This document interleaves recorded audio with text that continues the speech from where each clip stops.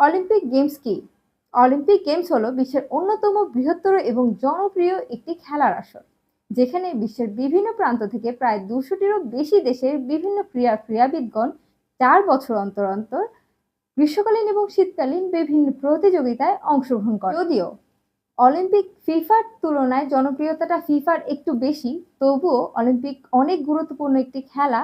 তার কারণ অলিম্পিক একমাত্র খেলা যেখানে অনেকগুলো ক্রীড়াড়ুরা এসে একত্রিত হন বন্ধুত্বপূর্ণ মনোভাব নিয়ে প্রতিযোগিতায় অংশগ্রহণ করার জন্য। উদাহরণস্বরূপ ২০২৮ সালের লস অ্যাঞ্জেলেসের সামার অলিম্পিক এবং ২০২৬ সালের মিলানো কর্টিনার উইন্টার অলিম্পিকে মোট মিলিয়ে প্রায় ৪৩টা খেলোয়াড়গণ একত্রিত হবেন।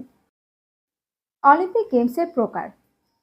যদিও অলিম্পিক গেমস আমরা অনেকগুলো শুনে থাকি, যেমন সামার অলিম্পিক, উইন্টার অলিম্পিক, প্যারা অলিম্পিক, ইয়ুথ অলিম্পিক।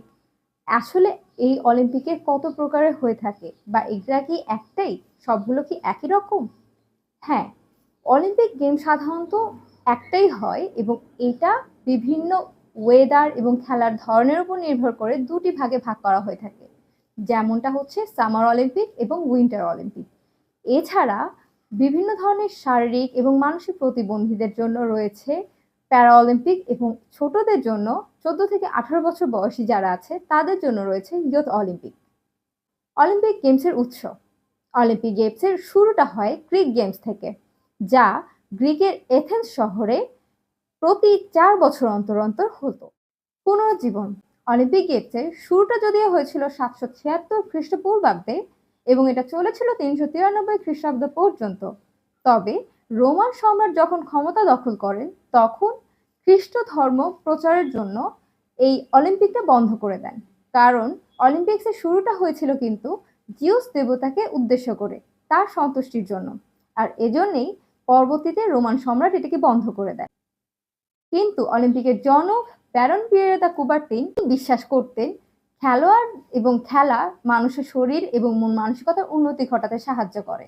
আর তারই প্রচেষ্টায় 1994 সালে প্রথম প্রতিষ্ঠিত হয় ইন্টারন্যাশনাল অলিম্পিক কমিটি বা IOC, এবং এটি এখন বর্তমান অলিম্পিক গেমসের নিয়ন্ত্রক। অর্থাৎ অলিম্পিক গেমসের প্রবর্তন, তত্ত্বাবধান এর আওতায় হয়ে অলিম্পিকের সকল কার্যক্রমের জন্য এই আইওসি দায়ী। এবং আইওসি প্রথম 1996 সালে এই অলিম্পিক অর্থাৎ আধুনিক অলিম্পিকের শুরু করেন, যা গ্রিসের এথেন্স শহরেতেই শুরু হয়েছিল, এবং এখান থেকেই অলিম্পিকের আধুনিক যাত্রা শুরু হয়। অলিম্পিকের প্রতীক। 5টি আন্তঃসংযুক্ত বলয় বা রিং দ্বারা অলিম্পিককে বোঝানো হয়ে থাকে এবং এটাই এর প্রতীক হিসেবে পরিগণিত হয়। এই 5টি আন্তঃসংযুক্ত রিং বা বলয় মূলত 5টি মহাদেশকে প্রতিনিধিত্ব করে এবং আন্তঃসংযুক্ত দ্বারা মূলত তাদের একাত্মতাকে প্রকাশ করা হয়। এই 5টি আন্তঃসংযুক্ত বলয় যথাক্রমে ইউরোপ, আফ্রিকা, আমেরিকা, এশিয়া এবং ওশেনিয়াকে বোঝানো হয়ে থাকে, এবং এই আন্তঃসংযুক্ত দ্বারা তাদের একাত্মতাকে প্রকাশ করা হয়। অলিম্পিকের পতাকা মূলত 6টি রং দ্বারা নির্ধারণ করা হয়ে থাকে। অলিম্পিকের প্রতীক 5টি এবং তার পেছনে থাকে সাদা রঙের ব্যাকগ্রাউন্ড। এই রং 6টি হচ্ছে যথাক্রমে সাদা ব্যাকগ্রাউন্ড, এবং তার পরবর্তী থাকে নীল, কালো, লাল, হলুদ এবং সবুজ। মজার ব্যাপারটি হচ্ছে অলিম্পিকে এই 6টি রং প্রায় সকল বিশ্বের সব ধরনের পতাকার মধ্যে ব্যবহৃত হয়, অর্থাৎ কোনো না কোনো রং এই 6টি রঙের মধ্যে মিলে যাবে, এবং এর দ্বারাই মূলত অলিম্পিক একাত্মতা এবং সবার সাথে মিলে যাওয়াটাকে প্রকাশ করে। অলিম্পিকের পদক। শুরুর দিকে অলিম্পিক জয়ীদের বিভিন্ন সম্মাননার পাশাপাশি জলপাই পাতার একটি মুকুট করে দেওয়া হতো।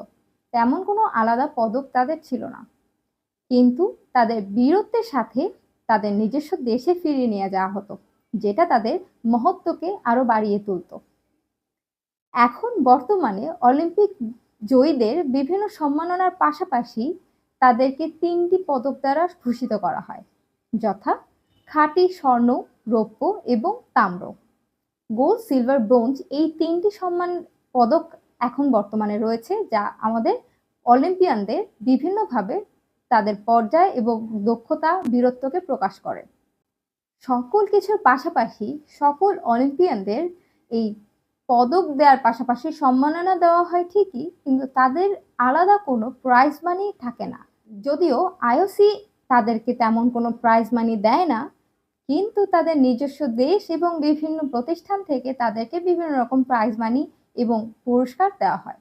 এছাড়া সম্মান, গৌরব এবং মর্যাদা তো থাকছে। এই ছিল আমাদের অলিম্পিকের বিভিন্ন ছোটখাটো গল্প, যার আরো অনেক কিছু রয়ে গেছে অজানা।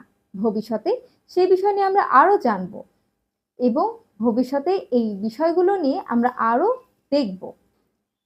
অলিম্পিক সম্পর্কে আরো বিস্তারিত জানতে নিশ্চয়ই আপনাদের কমেন্ট আমাকে অনেক অনুপ্রাণিত করবে এবং আপনাদের মাঝে আরো বড় সুন্দর সুন্দর কিছু নিয়ে আসতে সাহায্য করবে। ভালো থাকবেন ততদিন পর্যন্ত। আবার দেখা হবে। আল্লাহ হাফেজ।